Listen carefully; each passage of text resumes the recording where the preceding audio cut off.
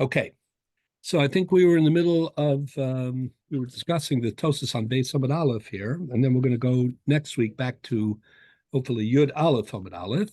So let me just get us to where we were, and I want to talk about there should be new Marmakomos that were sent out on two of them. One is about Drachel Darchei Noam that we're going to speak about first, and the other one about Sota and Machzor Grusha, so that'll be for next week, Mir Hashem. Okay. So regarding Drachel Darchei Noam, so this is the background. So the Balitosis asked this question on the base of all places. And that is the following: if a woman, is married and her husband dies, and when he dies, she is a nida, which means that she, at that point, for technical halachic reasons, could not implement yibum at the beginning of the zika. So the question is, does that exclude her from yibum, and does it also exempt the tsaros going forward, or not? So what's the basis for this? So as we explained, the Gemara in Daf Ches and Lamed, there's a principle in halacha called nesra. That principle is that if at the onset of the zika, meaning when the husband first dies, if there is an exclusion at that point of yibum and chalitza, then even if the obstacle is neutralized at a later point, nonetheless, that obstacle legally, even though technically the obstacle is surmounted, it's overridden. Ah, nice to see a friendly face. But nonetheless, the yibum cannot move forward. This is the din of Nasra. So this is what we have. The cases that the Mishnah and the Gemara speak about are a case of achos ishto. So again, let's remind everybody. Let's say you have two brothers who married two sisters. You have Reuven and Shimon, two brothers, and they married two sisters, Rachel and Leah. So let's say Reuven dies. So then Rachel is a yibum candidate for Reuven's brother, her brother-in-law, Shimon. However, at the time, Shimon is married to Leah, and Leah is the sister of Rachel, and therefore there can be no yibum, there's no chalitza, there's a patur of tzara, because achos ishto, being the wife of the sister of his wife, is an erva that excludes this woman from being a candidate for yibum and chalitza.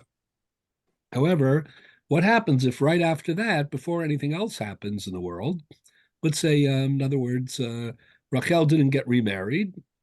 So let's say then Leah dies. So again, this is the sequence. Reuven died, right? Then Leah died. So now at stage 2, after Leah dies, there's no longer an obstacle for Shimon to marry or to be miyabim Rachel. Nonetheless, the din is Nasra, that since Kivan Shenasra Sha'achas, since it was not possible to implement the Yibum immediately, so the Gemara says that there's klal, that's the principle. So it's as if there was a child. No, there isn't a child. It's another way of saying there's no Yibum if you can't implement immediately. So what we discussed last week and the week before is the first discussion, the first 2 days of Tosos, where the question is, why don't you apply the same principle to Nida? Just as if she was a sister-in-law and then she was no longer a sister-in-law, it doesn't make a difference. So too, if she was a Nida, you can't implement the Yibum because it's a einase dochalos ase sheish bakares. The mitzvah of Yibum doesn't override the Isser Kares. So even if she then becomes Tahora, there still should be a problem of Nasra because she wasn't Ru'uya Liyibum Misha Rishona of the Zika. Just a point of clarification. The situation that he finds himself in the first place when the sister is still alive, does that mean that the whole issue of Yibum doesn't come into play, or he has to do Chalitza? No, he is. If he's that's one of the 15 arayos. Well, in other words, it's not an issue. So No that, Yibum, no Chalitza, and Ptur Tzara. That's one so of the after cases. After Leah dies, the question is, can he marry Leah? And the answer is no, because she was Nesra once before. Yeah. And this classic case of Nasser is a case of erva where there was no yibum, no chalitza, and a ptur tzara. Meaning, if you look at the Mishnah for a second, chamesh esrei nashim potros tzorosem, v'tzoros tzorosem, and chalitza v'yibum on sofa olam elohein. So it's bito, bas beno, bas ishto, bas bena, bas bito, chamosa, im chamoso, im chamiv, achoso meimo, achosimo, achos ishto. So achos ishto is exactly this case. Achos ishto means that she's his double sister-in-law. She is the wife of his brother Reuven, and she's also the sister of his wife.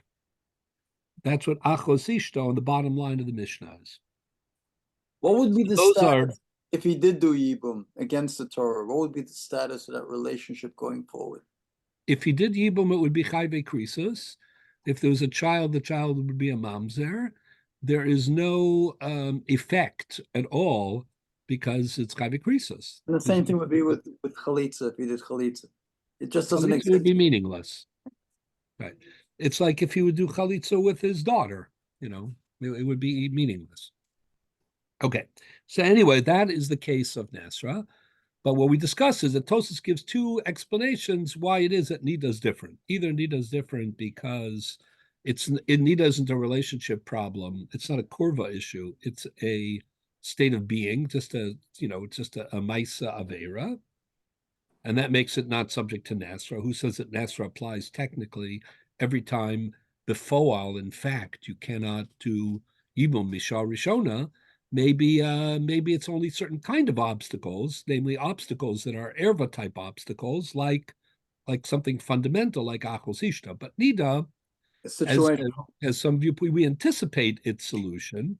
You don't anticipate the solution of Achos Ishto because Nebuch Leah is alive and well and kicking. And frankly, it didn't make it. If Leah was ill at the time, it wouldn't matter either because that's just a coincidence. Meaning, in general, the halacha is everybody has a cheskas kai. There's no even the shchiv meira, for certain dinim has a cheskas kai. But we're makil in a shchiv meira. We say divrei shchiv meira kiksuv and kumasurim dami because we know how serious the shchiv meira is, and we all shemet to tarif daito. We don't want to make a situation worse. But in terms of chazaka, the cheskas kai is a very powerful thing. But in the case of Nida, she's omedes litaher. You could say, oh, everybody's omed, lemisa, but we don't mean it that way. It's in a very long run, but not in any point or any time. Even if somebody is, very old, so you say actuarially, let's say, or very ill, say actuarially, their the odds of survival are low. It doesn't work that way. It's cheskas chai. As long as the person is alive, the person is alive. We don't anticipate that We go to change. the default position of what the person is right now. Exactly. But nida is omedas lishtanos. That's the whole point of it. It's not that you have like a little crystal ball and that it's going to change. It's going to change because it's a cycle, and it always changes. And also, its halakhic significance is in the change. So that's different. But as we discussed last week, and I don't want to go over it again, but what we discussed is that some Rishonim, like the Rosh, the Ravan, Rabbi Tam, they say that the part of the important difference here is that Nida is not an erva, even though it's in the parsha of Achrei Mos, but it's not an erva in the normal sense of the word. What we tried to show is that the Rambam disagrees, that the Rambam all over the place. In Hokosishos 2 times, in Hokosisura 4 or 5 times, in Hokosisura Mizbeach, in many places in Pirush Mishnayos. I don't think I read those, but there are a few there as well. Every time the Rambam deals with the problem of Nida, he always emphasizes Afal Pisha Ervahi, Afal Pisha Ervahi, Afal Pisha Well, Ervahi. the Rambam has the psukim on his side. Yeah, he certainly does. On the other side of it, there is Tfisas Kiddushin in Nida. There's no moms there, right? And it's not a status it's not a relationship status. It's just Isser Maisabia. Well, the best compromise, in my opinion, to satisfy all the evidence is to say that Nida is not a Gavra Erba, but the act of intimacy is an illicit action, and it's a Maisavera of Gili Arayos. I mean, it could be two different dinim. Then you have to figure out which dinim depend on the status and the relationship, and which dinim depend on the action being prohibited. But that's not for now. That Why will can't for you now. say the same thing about Ashes Ish or anything else? Say again? Why can't you say the same thing about Ashes Ish? I mean, well, Ashes Ish in the list in Akremos is also removed from the others. If you look at the list, I think I mentioned this last time, right, it yeah. goes in a perfect order almost. Like the Torah begins with, intrinsic blood relationships that are incestuous, like a mother, a daughter, a sister. Then proceeds to the wives of blood relatives, like a daughter-in-law, a step mother. Relationship. Yeah. Then from there it goes to relatives of one's wife, your wife's mother, your wife's daughter, your wife's sister. And then all of a sudden, the end, it sticks in Nida, Eshes Ish, Mishkav Zachar, and Mishkav Behema. Would you be quiet second? So all those last four are not about relationships. They are prohibited actions, right? But it's nothing to do with kurva. The others are all about kurva. They're all about incestuous. The relationships are too close, either to you or to somebody who you're, intimately related to. But Zachar, Behema, Eshes Ish, and Nida, the last four on the list, are really different in the sense that they're not, it's not a question of incestuous. It's just a prohibited, intimate relationship. Anyway, so that's what we were discussing. That's very important. The second view of Tosas to answer this question is that Tosas says, if similar to what you asked me before, but a different outcome, if he's not allowed to be miyabim her when she's a nida, but let's say he did. Let's say he went ahead illegally against the Torah's express prohibition, and he was miyabim her. Would that work or not? So that's also machlokas. But based on the way Tosas reads the Gemara in Masachet, also Masachet, Chayve Krisis, no? Because he was. Yeah, it's Chayve Krisis, but there is Tfisas Kiddushin, remember. That's what differentiates Nida from all of the other, members of Parshas Arayos. But like that assumes that Kedushin and Yibam are in the same category. Correct, and maybe that's exactly the argument. That's something we've talked about a lot. How unique is the Ishus of Yibam, L'Kula and L'Chumra?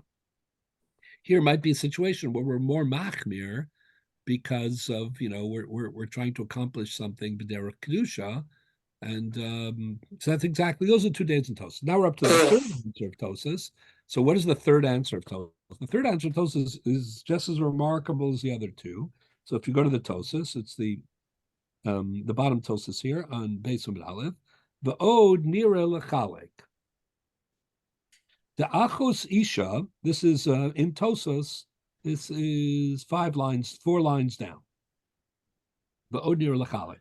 The Achos Isha, Afal Bisha Mesa Ishta Achrechein, right? Shuvlo Tizakek Liibum, Kim Sheniftar Sha'achas.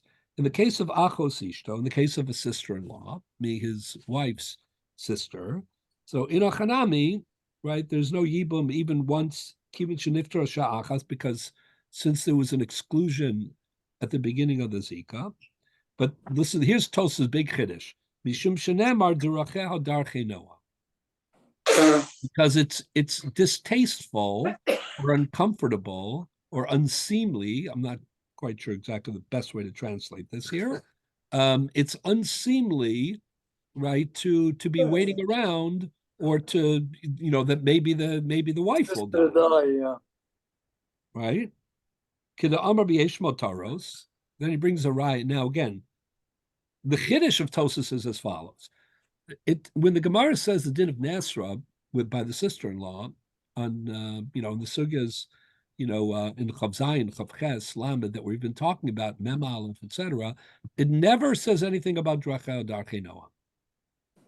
Drachei Darchei Noam is a pasuk in Mishlei, as Tosas quotes, and it means, Drachei, the Darchei, we know how to sing it, right? Drachei Darchei Noam, V'chol Nesivo Seha Shalom. It's a description in Mishlei of the Torah. The Torah's ways are sweet or pleasing, right? The Kol Nesivoseha and all of its paths, shalom. So it's a description of, the Torah life as something which is, appealing and attractive. What does it have to do with Nasra? So, we can understand Nasra, but how do we know that we can link that to Nasra? So there's one Gemara. This is like a fascinating phenomenon. There's one Gemara. Is it that surprising that waiting for somebody to die is not Drachei Darchei Noam? That's not surprising. That's a good application. But it's surprising that when the Gemara has a rule called Nasra, and even the Rambam in Yad HaChazaka, after wondering about it in Pirush Mishnayos, whether it's Rabbanan or Doraisa, because the Gemara, this is all fascinating on so many levels. This din Nasra is very critical. Yet there's no makar in the Gemara. The Gemara never says Minala, and how do you know that Nasra works? They just assume that there's a din of Nasra. That's why the Rambam is mistapek. He has a doubt in Pirush Mishnayos on Daf Lamed. He says, I'm not sure if this is Rabbanan or Doraisa. By the time he wrote Yad HaChazaka, the Rambam talks about there being a Patur Tzara. He's all in. So clearly he treats it, he presents it in Yad HaChazaka and Hikosibum as a din Doraisa. But there's no makar. It's fascinating. The Rabbeinu Peretz on Daf Tes Samad Aleph has a comment in which he says something like, there must be a Gilui Milsa for Nasra, though we just don't know. Or is it a Sfar? Maybe it's a Sfar. All I'm saying is it's a very once and contaminated, contaminated, so to speak. Yeah, I understand. But you're Lishitascha, because I think last week you thought that this was a din in Kol Torah Kula, right? So you like the Svara, but it's not. Meaning it's not true that in all dinim, and it is, as we were seeing here, it's not even true that in all yibums that we say it. So, it would have been, it's just curious that such an impactful halacha, it's not obvious.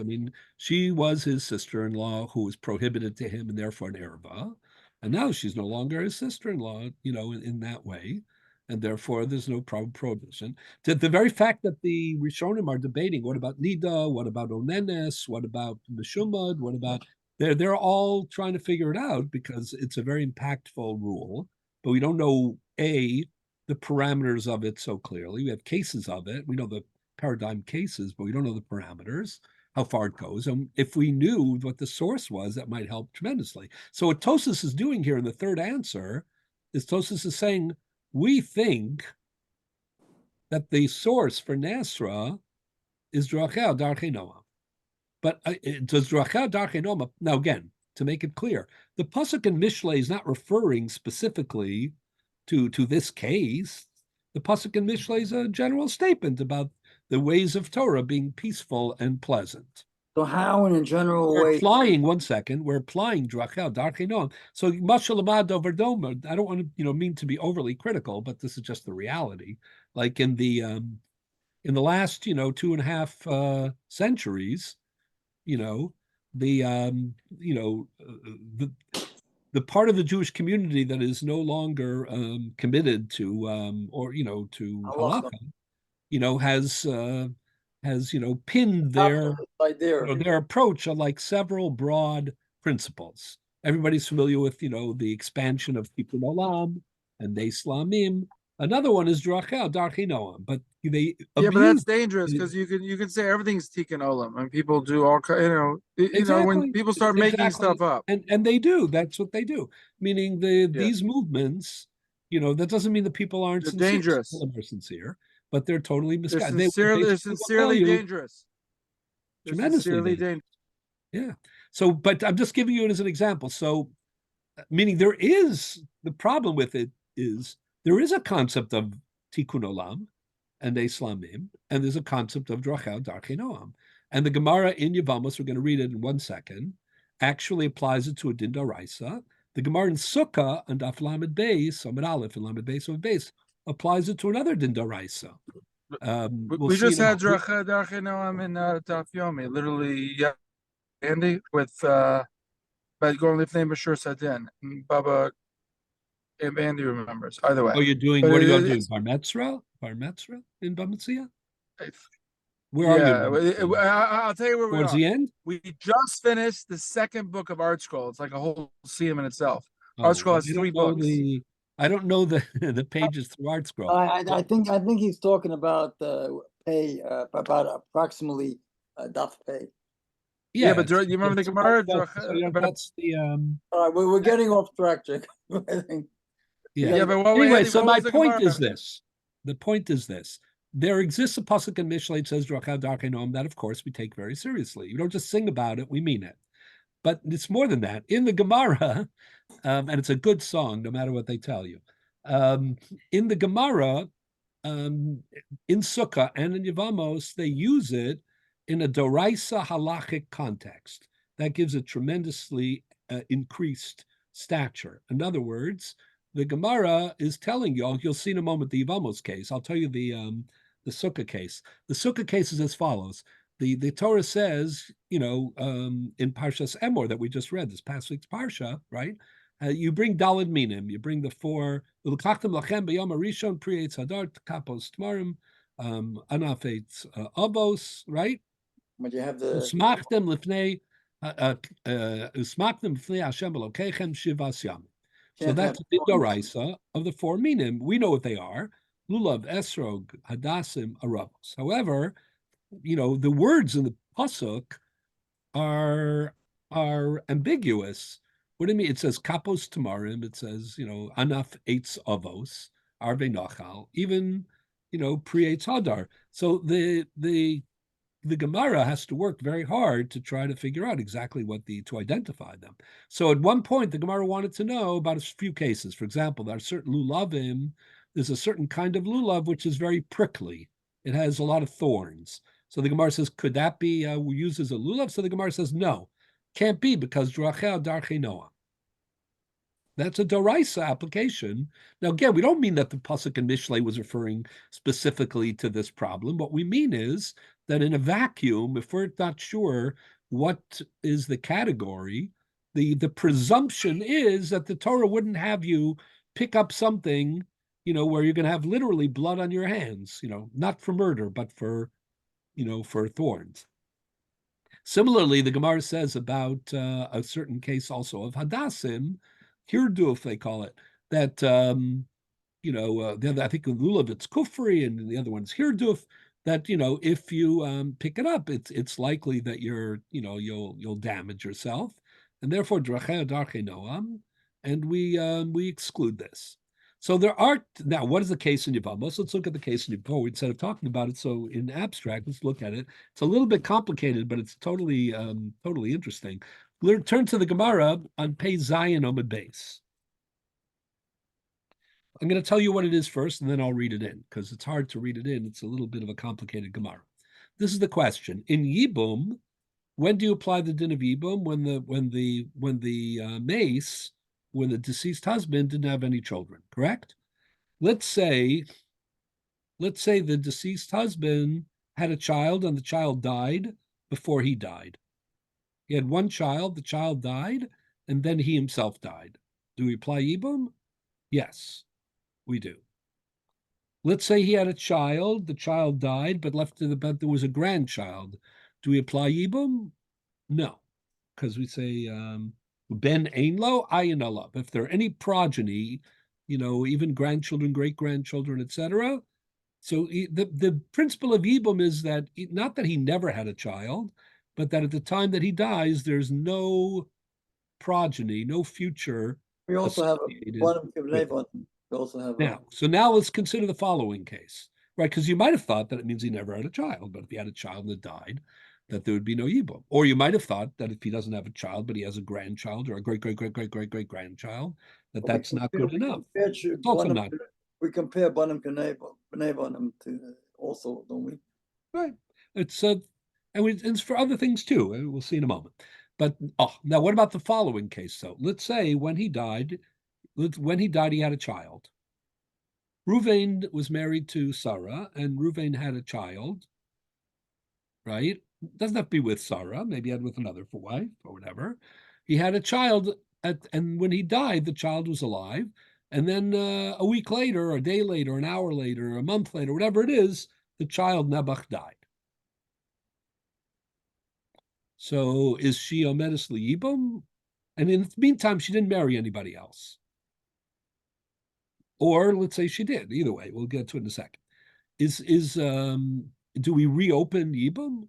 Doesn't this depend on the fundamentals as to whether the concept is that he was not able to actuate the responsibility of having a child, and that's why you have Yibum, or that he didn't leave over a child? The question is, what is the fundamental reason for Yibum? Okay, that's fine, but that's a good chakira. But because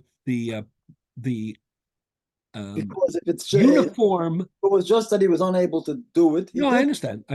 But the uniform consensus in terms of the halacha is that if he left the child at the time of his misa, and then the child subsequently died, even if it was 5 minutes later, right, that there is no yibum. So the Gemara calls that the Gemara calls that we treat it mesim kechayim. We're treating a child that was deceased in the same way that we're treating a live child. Notice if he has a child, b'shas misaso, he leaves a child, even if the child subsequently dies, now it's a mace. It doesn't matter. We treat it like a chai. That's what the Gemara. Look here at the Gemara in Pei Zayin Amud Beis. That's what these words mean. So the Gemara says as follows: go down, look on Pei Zayin Amud Beis, and go down 5 lines to the end of the line, end of line 5. Omar le Rabbi Yehuda? Omar le Rabbi Yehuda, yeah, exactly. So Omar le Rabbi Yehuda midda askarta, place, l'Rava. He says, lo nasa mesim kachayim le'inyan yibum mikal v'chomer.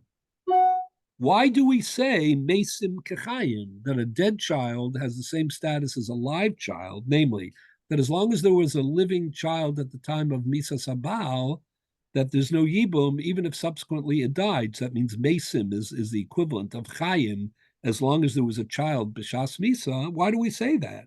We should say the opposite based on a kal v'chomer. What's the kal v'chomer? Uma b'makom shasa vlad min harishon kivlad min hasheni leposim min hatruma lo asa mesim kechayim. Makom shelo asa vlad min harishon kivlad min hasheni lepotra min hayibum in adin shelo nasa mesim kechayim. So this is a little bit complicated, but I'll give you the simple idea. This Gemara, in Yesh Motaros, is connected to a Mishnah. If you look at the Mishnah on Pei Vav Mud Beis just for a minute, the Mishnah talks about the following scenario. If as you know, truma is reserved for a Kohen, but if a Yisraelis, right, if a woman from a Yisrael family marries a Kohen, she's an Ashes Kohen, then she also eats truma. She eats truma by virtue of the fact that she now joins the Kohen's family. It goes in the opposite direction as well. If she's a Bas Kohen, right? So when she grows up, she eats truma because she's a Kohenes or a Bas Kohen. And then if she marries a Yisrael, then she loses the right to eat kuna. But that's right. Let's say what happens if the change is neutralized by a death. In other words, let's say she married a Kohen. Now she can eat truma. And let's say the Kohen dies, her husband dies. Depends if she has children. So then the Torah says it depends whether she has children. If she has children with the Kohen, she can continue to eat truma. Let's say when he dies, she has a child with the Kohen, right? And then afterwards, the child dies. Does she continue to eat truma? So the answer is no. That's what these. I'm not going to read the whole thing, but just look at the Mishnah very quickly. Bas Yisrael shenisas leKohen. A Bas Yisrael meaning she's from a Yisrael family, not a Kohen, not a Levi. She marries a Kohen. Tocha betruma. as his wife, she eats as a member of the family now of kahuna, married in, she eats truma. Mace, if the husband dies, the law heimenu ben, but she has a child with him, meaning her son is a Kohen, she'll still be tochel betruma. Nisas lalevi, let's say this woman, this Yisrael Elis, who married a Kohen and who's eating truma, and she also, because she has a son who was a Kohen, let's say she goes ahead and she marries a Levi. She's very entrepreneurial. So she's now, she can marry somebody. Her husband dies, Nebuch. She was a good wife. And now she's marrying a Levi. So the Mishnah says, Tochal b'maiser. She can no longer eat truma because even though her son connects her with the Kahuna family, right, she takes herself away from that by marrying into the Levi family, right? But Mace, let's say then the Levi dies, the Lahe Menupen, and she has a Levi, she has a son with the Levi. So Tochal b'maiser, even though she still has a son with the Kohen, but that was kind of extricated. So now, but the son with the Levi, is the newest one. So now she'll be able to eat meiser, just not truma. Nisas li Yisrael. Let's say her marriage is to her next marriage is to a Yisrael. She's a Bas Yisrael. She was married to a Kohen, then she was married to a Levi. She has children with both of them, and now her third marriage after he dies is to a Yisrael. So then lo tocha lo betruma v'lo b'maiser. Is it Deraisa or Derabanan? Doraisa. Deraisa. Meis v'lo menu ben. Right.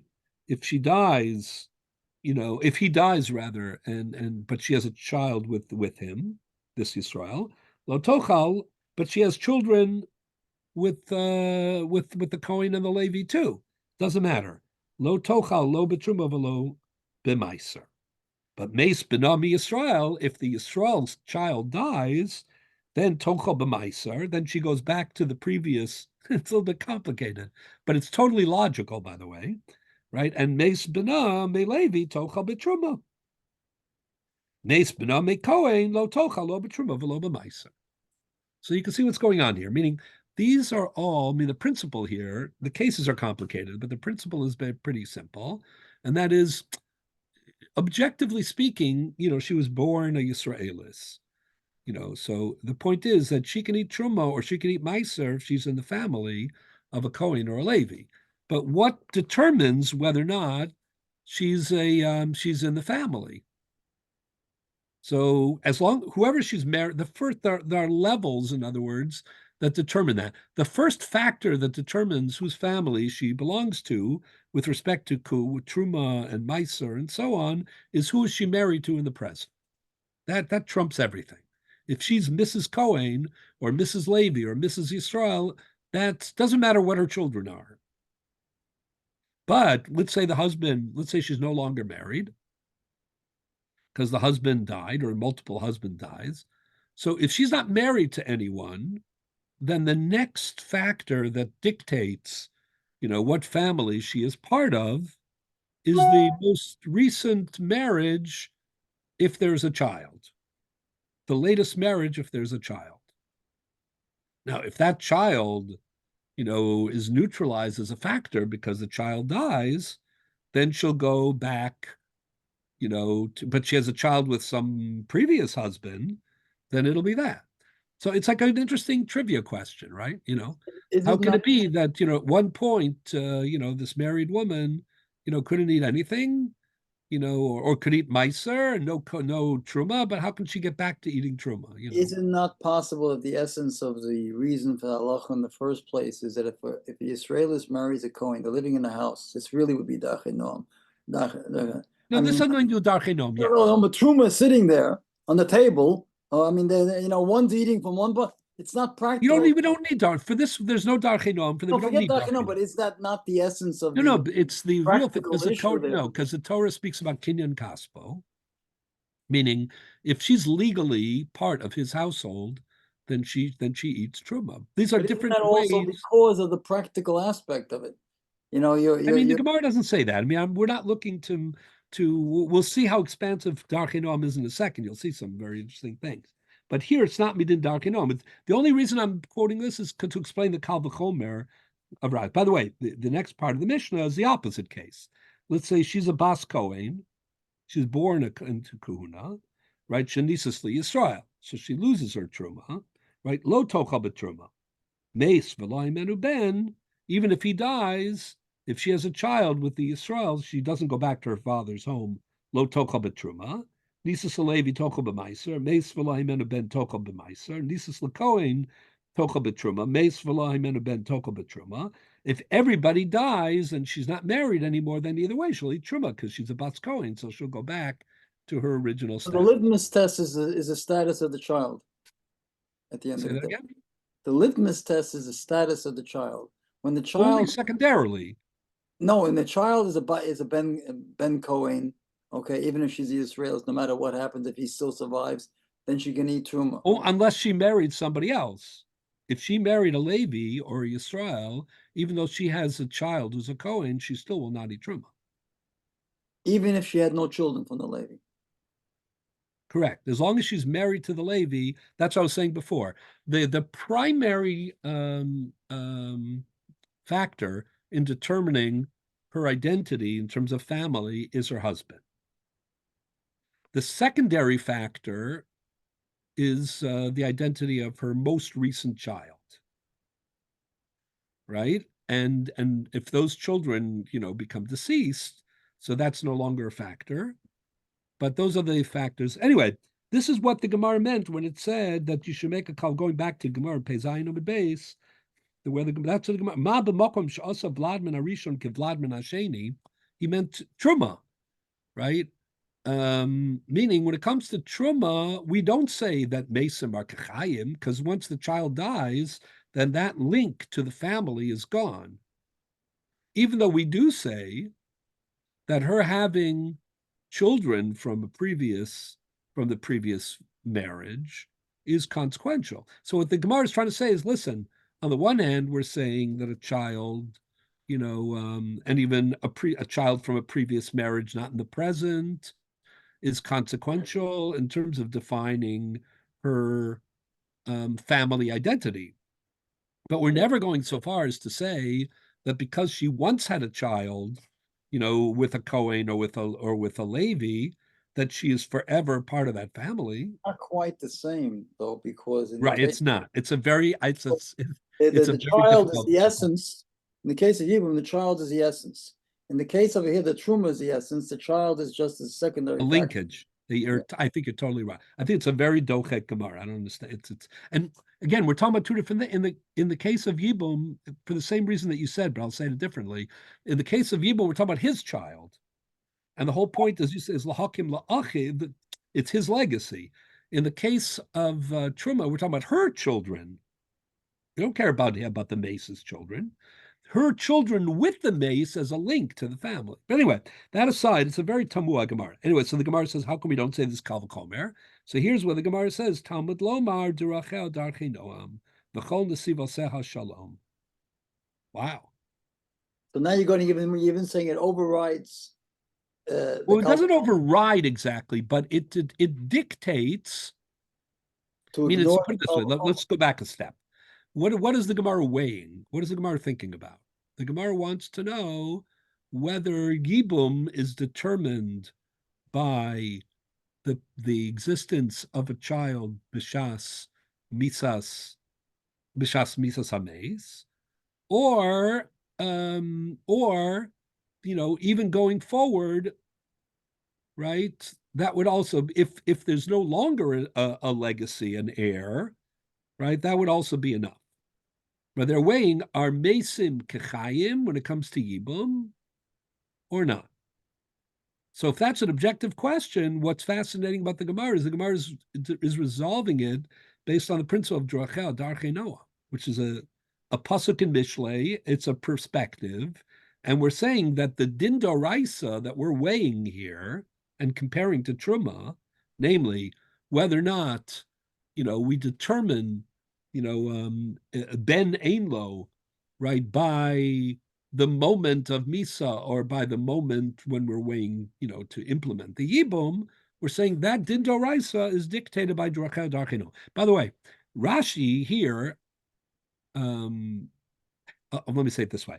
If I had my druthers, if I were just interpreting the Gemara, I would say, what's the problem with Drachel? What's unpleasant about it? What's the Drachel Darchino? Well, she's going to become an aguna. She has to wait around to determine whether the child is going to survive. That's I mean, that's off the Exactly. That's what I would have said. And I would have said something in addition, either additional or overlapping. And that is what she's going to always have to second guess herself and wait around. But in addition to that, what? And they're going to keep, looking at Nebuch, at this child, to see if the child makes it or not. Like the whole thing is unpleasant and distasteful. But that's not how Rashi reads the Gemara. Take it to the ridiculous of a person, parents should never know from it. But if they live long enough, okay, I mean. Right. You're right. So it's but that's, for some reason, Rashi doesn't read it that way. Look at Rashi. Rashi says, Drachel Darchei Noam, V'zu shahaya laben v'lo nizkaka liyavam, v'nisas l'shuk, umeis b'na, im tomar tachlo tzarehi mizgana al baila. What?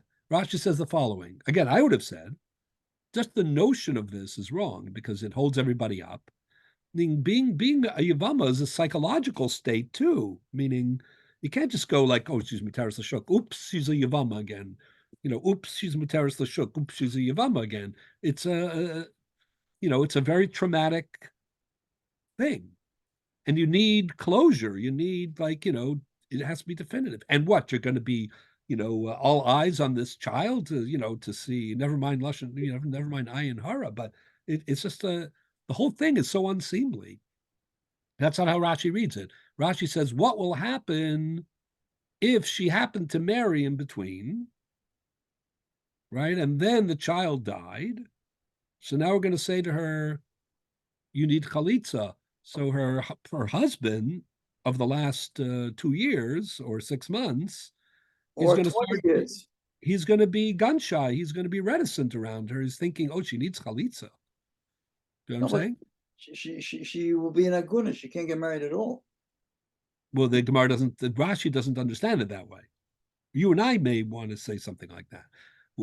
Either that she's an aguna and she can't get married at all, or she can get married, but she's constantly, kind of looking over her shoulder. If the child dies, she'll need a get. So the Ritva here on Pei Zayin Amud Beis and the Rajba on Yud Zayin Amud Beis, I'll get to that in just a second, they say no, they don't like Rashi either. So they say, no, if you were to take this seriously, I mean, if you were not to say that Mesim is Kechayim, then she would need a get. Not just that she would need Chalitza and it would be, he would be reticent. Is that she would need a get, and that whole merit, because he blamed Ilsa Mafreya that she was Kuka Liyibum at the time. So everybody's having trouble interpreting this line in the Gemara, and Tosfos on the base and throughout decided that this line of this din of Drachel Darchei Noam, admittedly in a very pivotal question and context, which is Doraisa, is also the basis for the totality of Nesra. Tosfos thinks this is really a Nesra problem. Why? Because at the moment that he died, he had a child.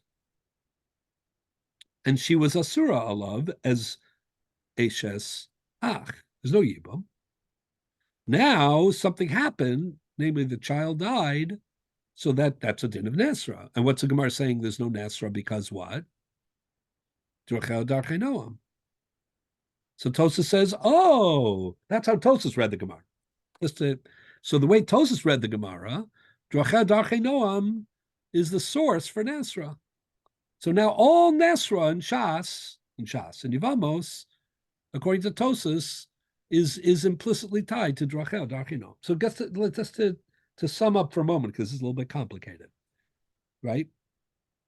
We have this Gemara on Pei Zayin Amud Beis, where admittedly the Gemara applies Drachel Darchei Noam in a very ambitious, legally ambitious way to a Doraisa question.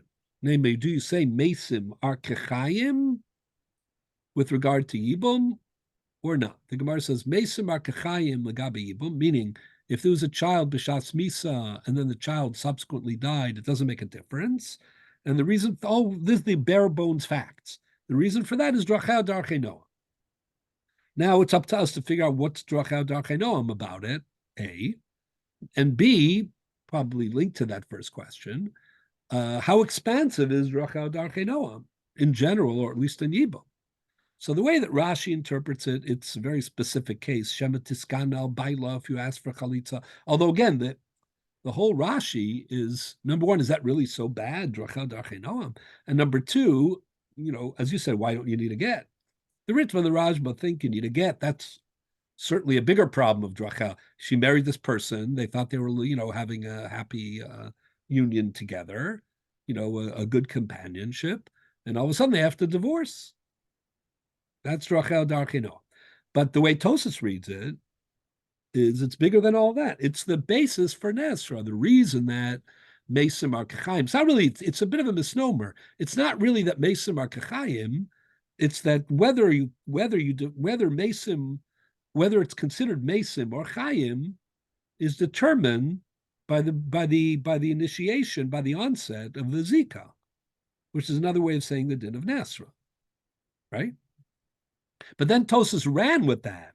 Tosas says, if you put this fascinating, but difficult Gemara in Pei Zayin Amud Beis, if you think it's a Nesra case, which the Gemara doesn't call it, but it certainly parallels. So then this Gemara is saying that Drachah Darchei Noam, this pasuk in Mishlei, this sensibility is at root of all Nesra. Once that's the case, Tosas says, then whether or not you have the parameters of Nesra depend on Drachah Darchei Noam. So for example, later on, if you go back to Tosas for a second, let's go back to Tosas on Beis Amud Aleph and see what he does with this. So is Nida a case of Nesra? Tosas says ridiculous. Of course not. There's no Drachah Darchei Noam problem in Nida. Every marriage, right? There's nothing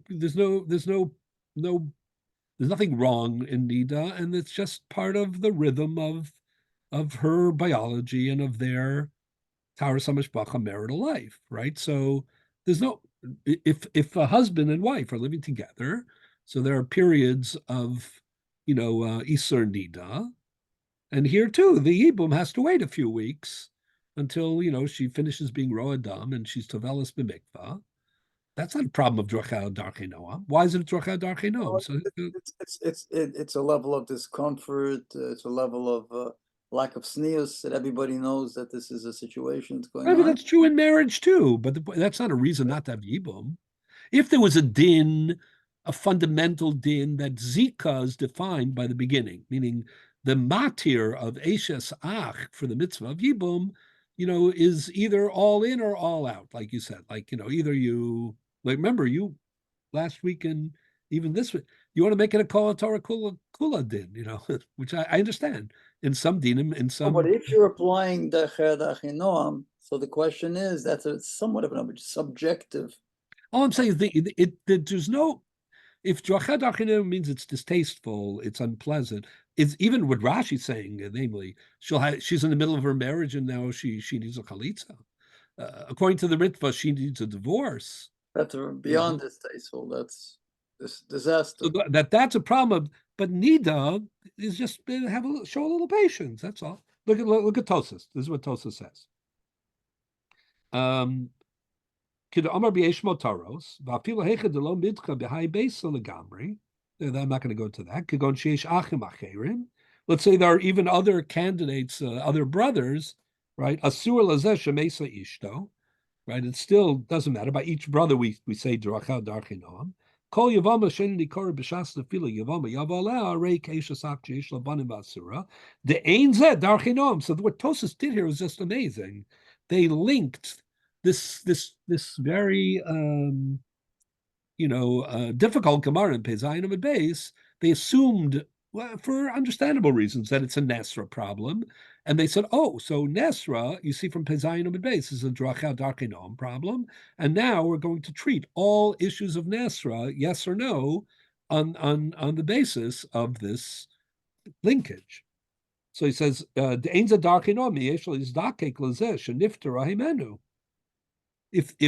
originally, maybe he means also psychologically, meaning originally she was achos ishto, and now that changed, right? But again, you're gonna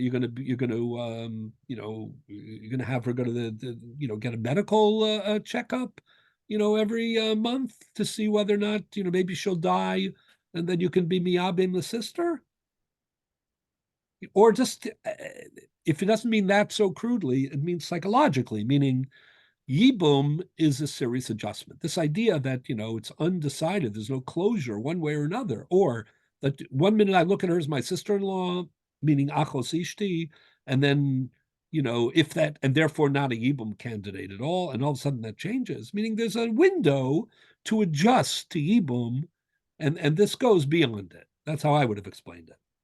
Aval nida darkei noami, de labalanami tzricha lahamtin. Then he goes on to explain katan. The Gemara in Kufyud Aleph Amud Beis, in the end of the Masechta, does say that initially the Gemara says, katan is a big problem, as we know. Katan is, there's some sort of a yibum, but the Gemara said that maybe since there's no possibility of hakama shame, why is there yibum b'katan?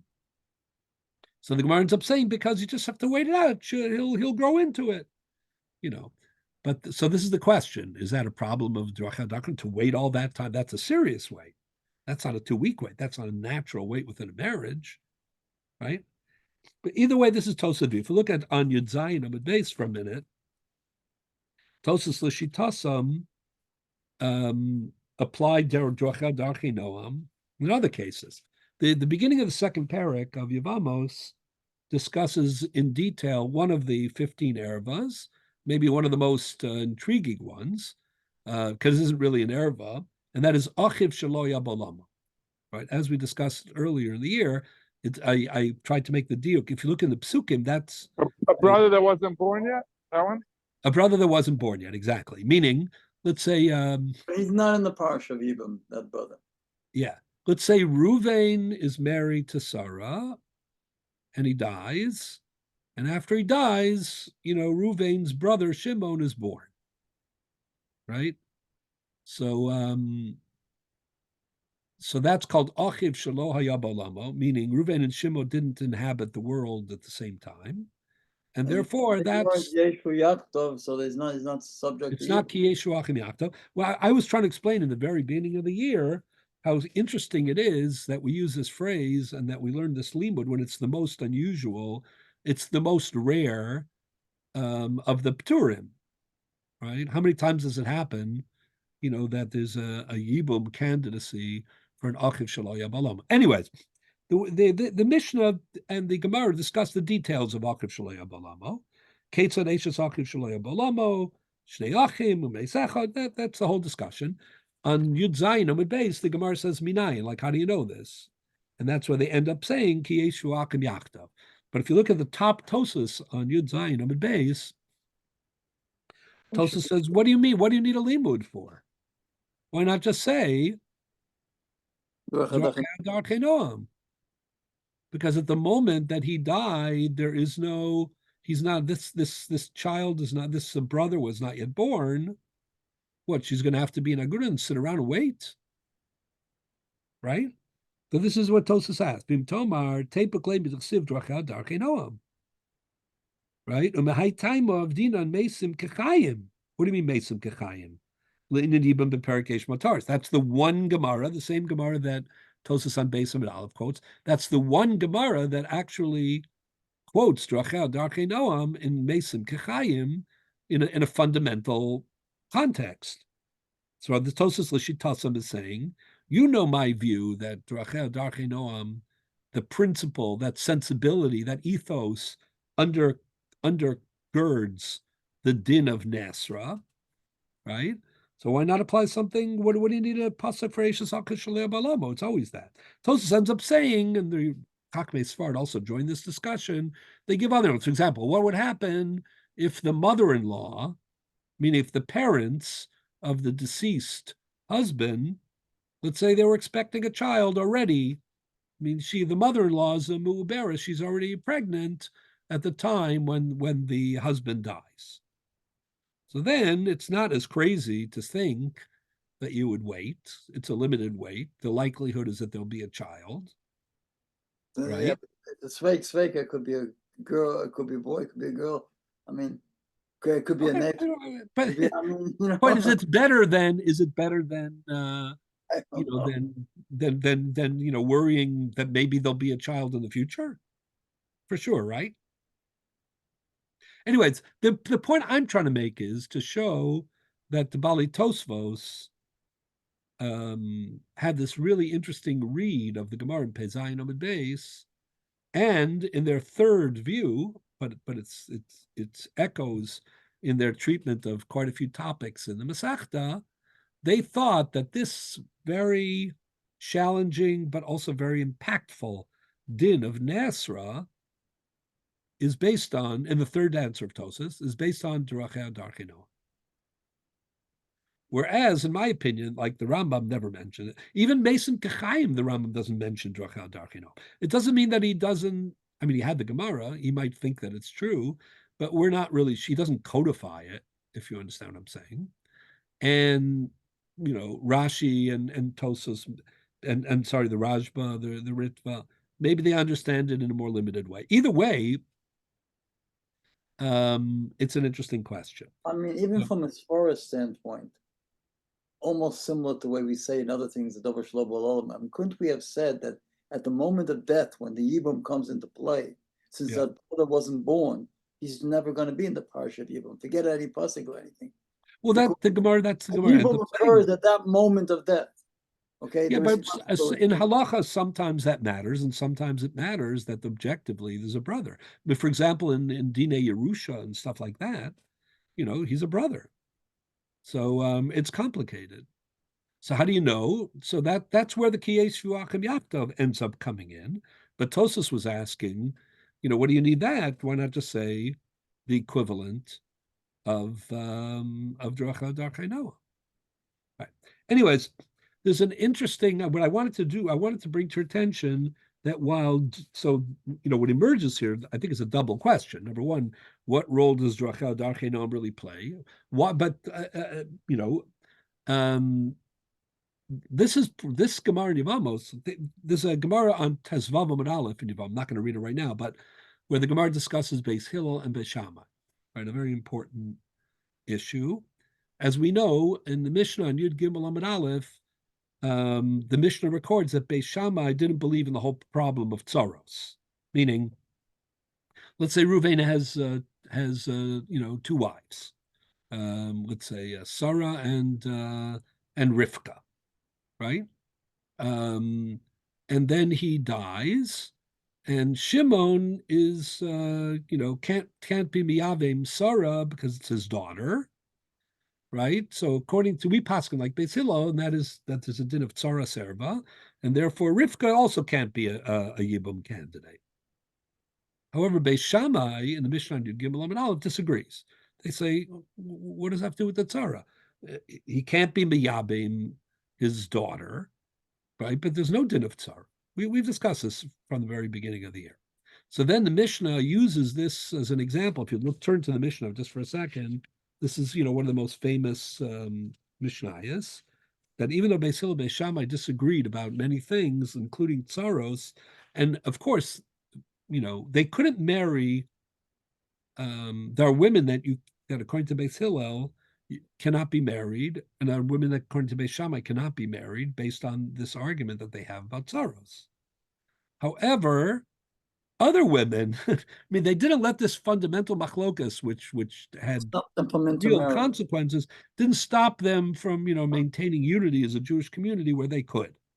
And that's what the Mishnah says, that Afal Pi She'elu Osrin, this is on Yud Gimel Amud Beis, Afal Pi She'elu Osrin, Ve'elu Matirin, Elu Posin, Ve'elu Machshirin, Lo Nimnu Beis Shammai Militza Nasha Mi Beis Hillel, V'lo Beis Hillel Beis Shammai. That, in cases where there was no problem, it's not like they said, oh, or, you're, we're not, you're not our kind of Jew. We're not, going to intermarry with you. Where they couldn't bridge their halachic differences, meaning where Beis Shammai thought something was pasul or asur, or Beis Hillel thought something was possible, then of course they were, true to their convictions. However, generally they were, very, they went out of their way to try to unify the Jewish community. Anyway, so the Gemara in Tezvav and Aleph tries to figure out, maybe there's some way when you have this situation, maybe there's something you could suggest that they should do a chalitza, and then it would be mimanavshach, and then maybe, you wouldn't get into the situation where there were any problems. So the Gemara says, yeah, but if you demand chalitza as a solution, like to all these problems, then you would run into another problem, and that is what the people are married, again, Shematis Gana al Bala. That's the Gemara in Tesvav Amud Aleph. There's the line. It's 3, 6, 9, 8 lines on Tesvav Amud Aleph. Hanach Tsaros leBeis Hillel leBeis Shammai Heichen Avid lechaltzu have chalitza. Mimas Yagivraya. The husbands will be reticent. They'll think maybe they're not really free and clear to be my wife. The chitema lemasan, lest you say big deal, so let them get over it. But here it's a din d'Rabbanan. This is about an eitzah d'Rabbanan.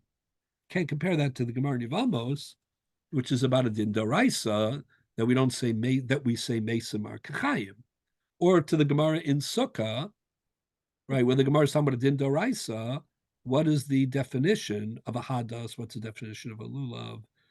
Etc. So these Gemaras in Sukkah and in Yevamos are particularly important examples where Darchei Noam isn't just like a Eitz Tova or don't do this, it's a definition. However, within that there still is much to discuss. So number one, I'm going to tell you my personal theory. Like, why is it that Darchei Noam plays such an outsized role, especially according to Balei Tosas and Chachmei Svarad? I don't think it's true for Rashi, and I don't think it's true for the Rambam in Yibum. And why, according to the Gemara, does it play such a big role in Daled Minim? But I think the answer in both cases is because of the hyper sensitivity of those areas of halacha to, to pleasantness or to avoiding, let's say, a distasteful halachic scenario. Meaning, the whole Yibum, again, all year long, we've been trying to explain the tightrope, of Yibum. Meaning the idea that on the one hand, Yibum is such a kula, we're breaking all the rules in order to accomplish this,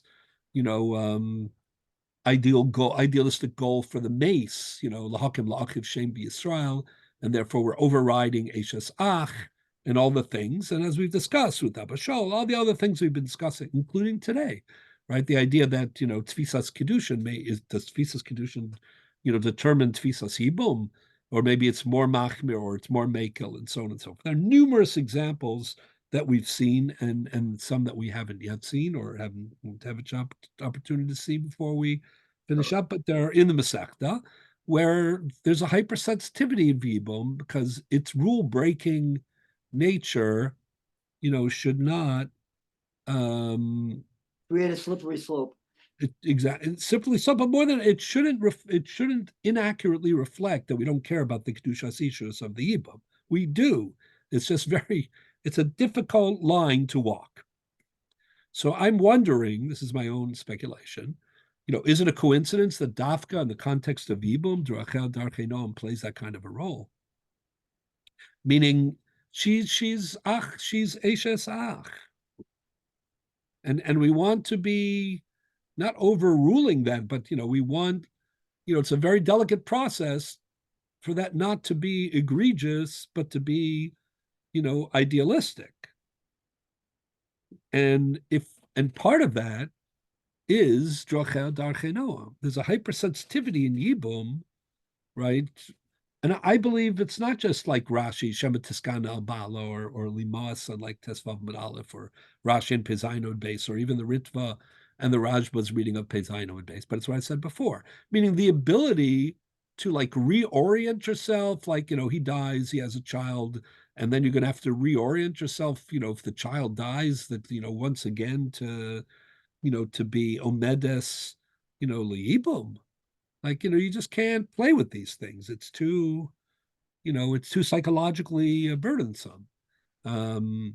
But that is an inner factor in Yibum, not an ex. I'm not saying, oh, the halacha requires it, but there's a separate din of drachel darkei noam. No, it's drachel darkei noam is applied in the halacha in a bit of an expansive way in Yibum. I'm suggesting because Yibum itself, is doraisa, is concerned with this dynamic of kedusha on the one hand and lahakam lachiv shame on the other, and doing it in a way that is consistent with both.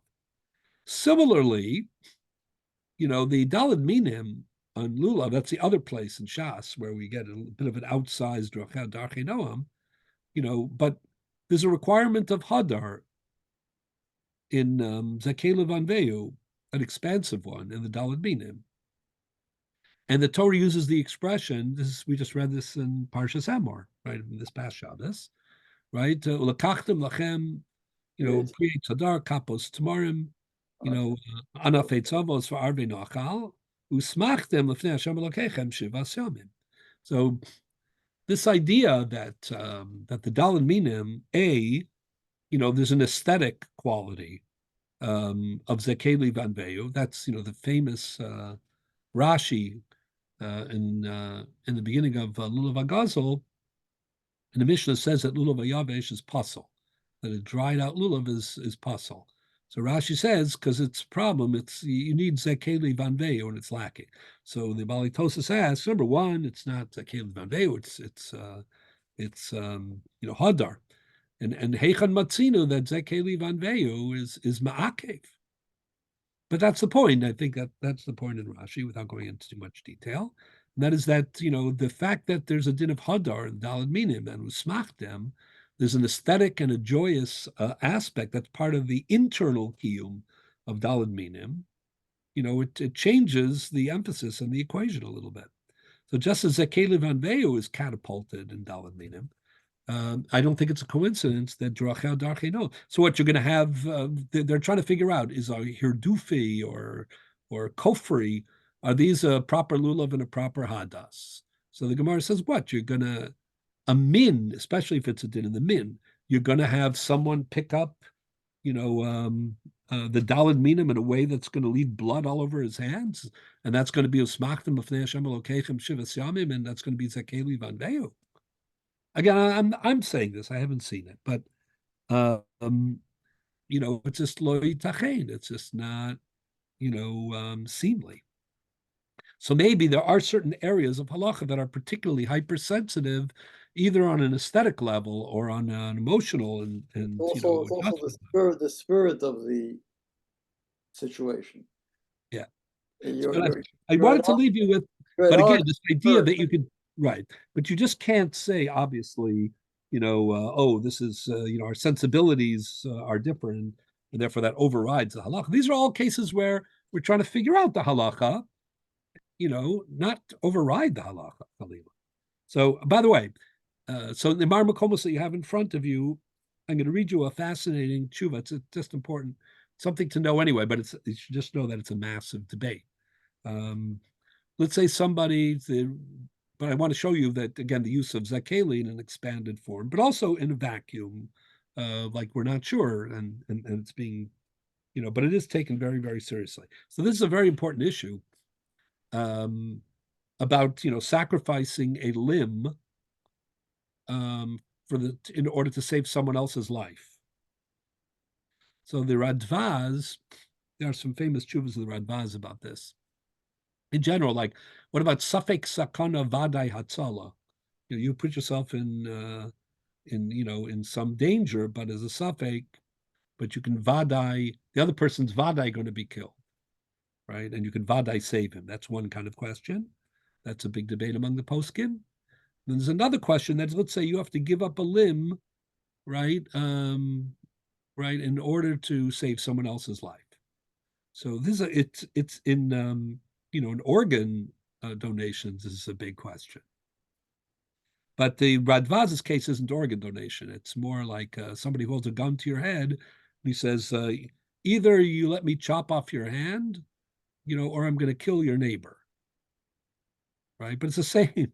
That's a more crude case, but they didn't have organ donation in those times. But give up your whatever, to save someone else. So the Radvaz, this is a massive machlokas. I don't want to discuss the psak of this right now. I'm only interested in the language of the Radvaz. The Radvaz's own view is that if you're not putting yourself in danger, all things being equal, even then you're not obligated to make that kind of a sacrifice. But if you do it, you're a chassid. But to demand that of you, to demand that someone give up even a limb, which is not likely going to kill them, but for this, even for the grand, goal of saving someone else's life, said the Radvaz, in his opinion, that's not drachel darcheno. The Torah would not impose that kind of a choice on a person. They would leave it to his will. And that's what he says. So I'm just going to read it to you very quickly because it's a famous tshuva anyway. And I'm just trying to show that while some think that drachel darcheno is very minimal, there are some who but you'll see it's one of many shikulim. It's one of many considerations, and it's when we're not sure. There's other evidence. Would the situation change in the time of the Beis HaMikdash for a Kohen? What do you mean? Because he would be the Baal Mom, and then he can't. Okay, but being a Kohen, obviously, doesn't outweigh pikuach nefesh, right? No, I understand, but so it's an additional element. Anyway, look at this fascinating tshuva for a minute, then I'll read you another one in the Radvaz. This is on line, I don't know line number, but the first, I have some marmakomos on this marmakomos sheet, but then I have a text. It's called Shut Radvaz Chel Gimel Siman Taf Reish Kav Zayin. We're running out of time, so I'll try to read this quickly, but it's just an amazing tshuva. And again, there are those who disagree. The psak is not my issue right now, but it's a fascinating debate. Sha'alta mimeni odiacha daiti al masha ra'isa kasuv im omar hashilton li Yisrael. If somebody forces a choice, hanach li lakatzetz ever echad, allow me to cut off a limb, she'en chames mimenu, something which will not cause your death. Right? Oh, amis Yisrael chavercha, or I'll kill your fellow Jew. And I say the same thing could be in the question of the obligation to give up. Chayecha kodem is Sforna chayecha kodem. What? Well, no, chayecha kodem is in a case where the water. Yeah, but that's where they're both in pikuach nefesh. So I don't have to give up my life for your life, but do I have to give up my limb when my life isn't at stake? Your limb. I got it. Limb for your life. I got it. A limb, like you said it well, like it's a nice alliteration, a limb for a life. So yesh omrim, says the Radvaz, shechayiv laniach lekatzetz ha'ever, you should allow your limb to be taken, hol ve'eno meis, since it won't kill you. V'haraya medarminim b'avodah zarah, the Gemara says in Avodah Zarah that eyes are different. Chosh be'enav, if a person, he has problem with his eyesight and he feels like he's losing his eyesight, so mutter lekochelas b'Shabbos, he's allowed to take to do whatever therapy he needs to do. But Mefarish time, the Gemara says the shuraina de'ena b'li batalia. I don't know if this is exactly, we have to speak to an ophthalmologist. Something about the optic nerve, being connected, in a way, or the trauma to the optic nerve being sakanas nefashos. So sakanas aver, when it comes to an ayin, says the Radvaz. There are others who think this is true for all aver, but the Radvaz thinks sakanas aver, based on this Gemara, typically is not pikuach nefesh, but sakanas ayin is. Mashma ha'aver acher, other than the eye, right? Lo. Hashta yavonida mekal v'chomer. So why not say a kal v'chomer? Ma Shabbos hachamura she'ein aver echad dochosa. If you assume, and this is very disputed, la halacha, it's not the mainstream view. If you assume that losing a limb other than an eye on Shabbos is not a reason to be docha Shabbos, but even though Shabbos itself is nidches mipnei pikuach nefesh, so Ever Echad Shenidcha B'Pnei HaShabbos, in addition to Tidcha B'Pnei Pikuach Nefesh, So then certainly if the choice is pikuach nefesh or an aver, I mean, if the choice is Shabbos or an aver, not an eye, anything else, says the Radvaz, you pick Shabbos. That's his view. If the choice is pikuach nefesh or Shabbos, you pick pikuach nefesh. So if the choice is pikuach nefesh or aver echad, not an eye, for sure you should choose to lose the aver echad. Right, because pikuach nefesh is docha. Yeah. Even though it's the other guy's pikuach nefesh and it's your aver. So the Radvaz says you wrote, this is what you wrote, this is what you were thinking, and you want to know what I think. He disagrees. So he writes, this answer is not objectionable, but it's not legally required either. It's midas chasidus. I mean, if he wants to sacrifice his limb to save his neighbor, that's very admirable. Avaladin, but according to the strict halacha, says the Radvaz, yesh tshuva, if a person has an eye infection or something and a comparable aver, so then, there's no anos, that's the Rabbanu Shalom. So lefikach ein sakanas aver docha Shabbos. Aval shiyavi hu ones alav mipnei chavero, when he has a choice and it's chavero's well-being that's going to cause his aver to be lost, that, he says, lo shamanu. Number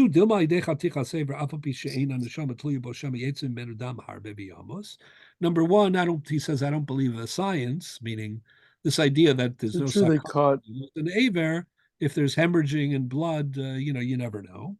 Right?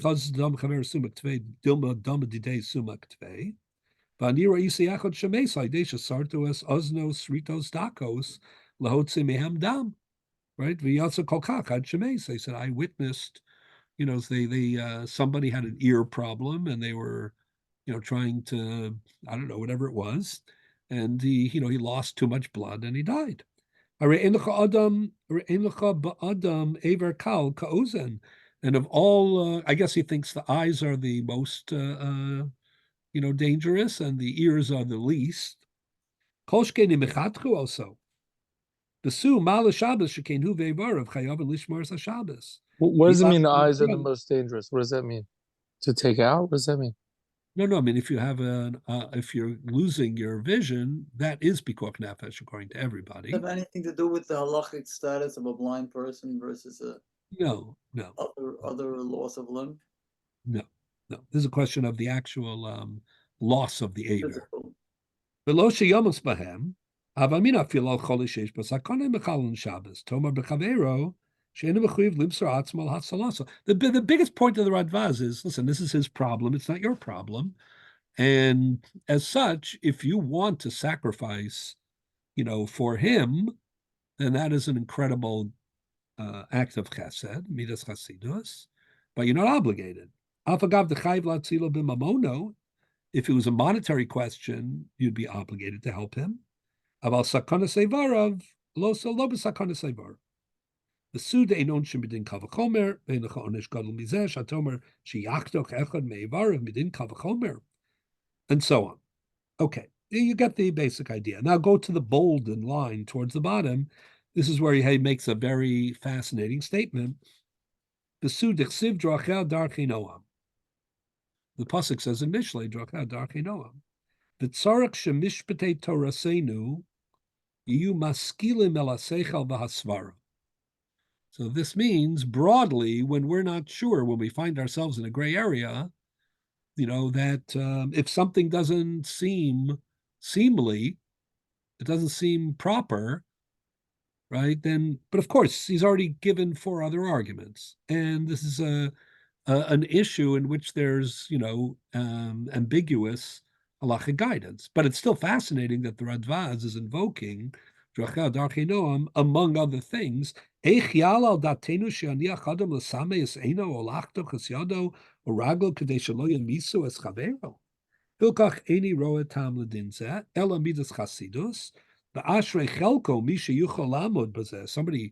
willing to give, an organ. He doesn't talk about this, to donate an organ, to sacrifice on his own, for somebody else's well-being. That's extraordinary. but he doesn't think he doesn't think it is obligatory. And if there is any kind of actual danger, there's always some danger, but meaning a reasonable danger, then he says he shouldn't do it. There's a big debate. They say this is a machlokus in the Bavli and the Yerushalmi, but the Radvaz is of the opinion that a person who puts himself in safek sakana, even if it's to save the vadai of the chavero, that is wrong. He shouldn't do that. Others disagree. Okay. Anyways, the next tshuva of the Radvaz is about the following. I'm just going to read the part that's relevant. I'm just going to tell you what it is the following. The Sefer Yereim, a Talmud of Rabbeinu Tam, Rabbi Lazar Mimitz, so he raises the following question. We have a rule. It's called in the dinim of Eid Zomim. Eid Zomim means two witnesses came to court and they testified falsely that Ruvain, let's say, stole money from Shimon. Okay, and the witnesses testified to this in court, and then it turns out that they're Edim Zomim, meaning they not only are they the basic, not only they contradicted, but the people come and they say you were with us in Chicago. So you couldn't have seen it. So the rule of the Torah says, "Vasisam lo kasher zomam lasos la'achim." We do to the witnesses what they wanted to do to the person they tested, to the defendant. So the Reims wants to know the following. Let's say it's monetary. How do you know who gets the money? Who gets the money? Do you give the extra money? Let's say it's a case where it's only kasher zamam. It didn't happen in the end. I tried through false testimony to cause you a loss of $100, but I didn't succeed. So the Edom have to pay the $100. Who do they give it to? Why do they give it to the defendant? Maybe they should give it to the Bezdin. After all, nobody suffered any loss here. Why would they give it to the Bezdin and not the defendant? It's like a knas, they tried to hurt the defendant. All knas goes right, but they didn't in the end. So as he compares it to Truma. He compares it to Truma. This week's Parsha, everything's in Parshas Emor, by the way. I don't know why. But in Parshas Emor, we read that, if a person if a Yisrael eats the Truma of a Kohen, right, he has to pay a Chomesh. He has to pay back, because it's theft but he pays a Chomesh, an extra fifth. Who does he pay the fifth to? Not to the owner. But that's one of these, maybe that's a good paradigm. Anyways, if you go to the bold, I bolded the important lines on the next page. Since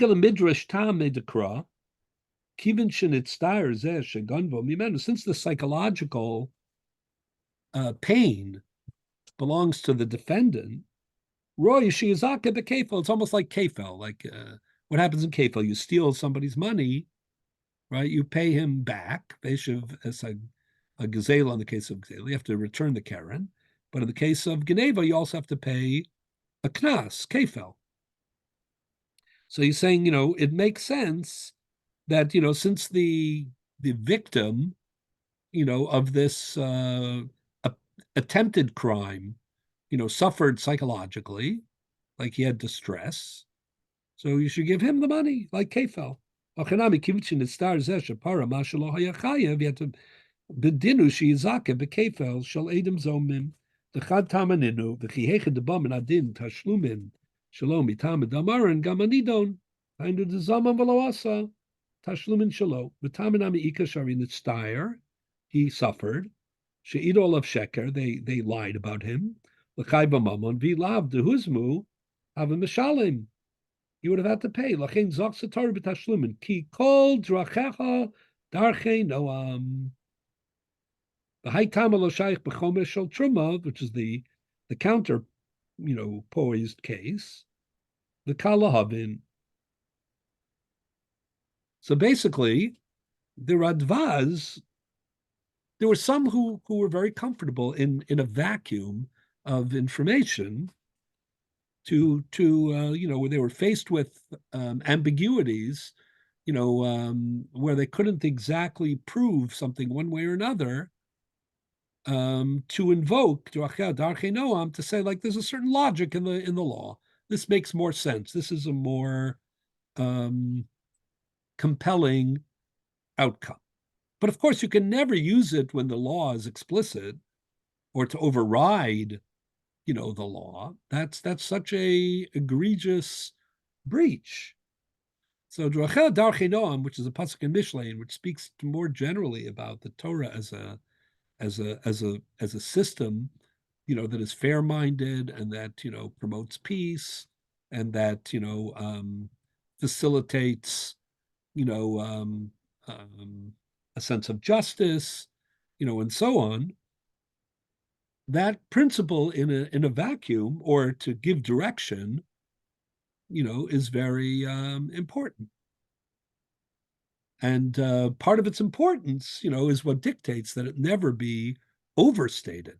But in Yibum and in Daled Minim, there are very strong basis in the Gemara itself that these are areas, and there probably are others, where Drachei Darchei Noam is a particular sensitivity.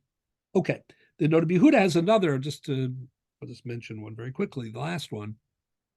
I'm not going to read it, but the Noda B'Yehuda has a discussion about about Tzava of Rabbi Yehuda Chassid. The case was a case where he had a Talmud who was working on a shidduch, and the name of the chassan was identical to the added name of the future father-in-law. Like the future father-in-law had been ill, let's say, so they gave him. And he changed his name, right? So they added a name, and that's the same name that the chassan had, and they were trying to figure out, should that wreck the shidduch? So the Noda B'Yehuda, there's a tzava of Rabbi Yehuda Chassid in his Sefer Chasidim, where he says that the son-in-law and father-in-law should not have the same name, and people are very mocked about that.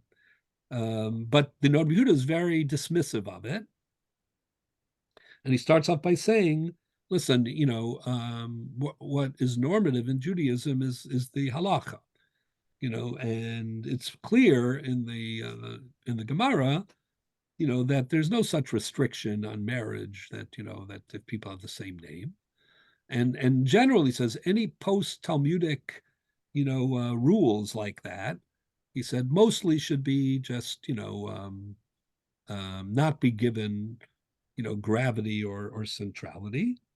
To do so, he says, is a huge mistake. However, he says, if the source is that of a Talmud Chacham, he says, if the source is unknown, or it's not clear what the stature of the person was, and just assume he has no authority and just forget about it. But if it's somebody who has a track record of being like Talmud Chacham, like Rabbi Yehuda Chassid, so he said, then the assumption should be that he meant it in a very limited way, or he meant it for his generation, or he meant it in certain circumstances. So, but certainly not across the board. He says there are things in the tzava of Rabbi Yehuda Chassid that are against the Gemara. Like in the tzava of Rabbi Yehuda Chassid, he says a person should never marry his sister's daughter. But Medina the Gemara, you're allowed to. He says two brothers should never marry two sisters. Half of our cases in Yevamos, all the good cases are when two brothers marry two sisters. So obviously it's permissible. So, and cases like that. So the point, what he says is, however, maybe in his time or in specific circumstances, but you should limit these things. Anyway, so one of the things that he says is that, there's a difference between, even if you want to hold like Rabbi Yehuda Chassid, there's a difference between the name you were born with and the name, that was added later. Right. And he says, here, I'm just going to read the bold part. Oda mina mistabrish kavonis hachasid lo hayal shema mischadesh, a new name. Devade lo chomer tzavosa Yehuda Chassid miyavam l'shuk. Ubiyavam pezayinum adveis, our Gemara that we'd read before, right? Lo nasa mesim kachayim linyadibim makal v'chomer adrachel darchei noam. And then he says, look at Tosas on Yud Zayin Amud Beis about Akad Shalom Ba'alomo. Natani Omer Kiyotze Be'Tzavos Akasid Hayom Yikach Ish Isho Lamachar Yechala V'Yishtanu Shmo L'Shem Chama V'Yigarish B'Zeh Ishto O Yochish Kol Yamav L'Sakana Ein Zeh Darkei Noam V'lo Nesiv Shalom. Says what? You're going to get married. What happens? You get married, and then the father-in-law gets sick, and he changes his name. Chaim marries Sprinza, and then Sprinza's father gets sick, and somebody tells him that the name that he has to add for Skus Right. for Shalema is Chaim. So now Right. Chaim So did you get divorced? but they have to worry about that. That's not Right. Drachel Darkei Noam. Interesting. Anyway, my point is that Drachel Darkei Noam used legitimately, has a very interesting history. And in certain areas, maybe more in halacha more than others, and certainly in a vacuum or in ambiguity and so on. But as I say, it's respecting what it is also requires that we limit, the way that we apply it to appropriate context. But in Yibum, especially according to Tosfos, it has an outsized role to play, and I believe that's because of the hypersensitivity of Yibum itself. Okay, we're going to stop here. Next week we'll go back to Yud Aleph, Omid Aleph, and discuss Sota and Matzib Rosh Hashanah. Looking forward. Thank you so much, Rabbi. Yeah, have a great Night. week.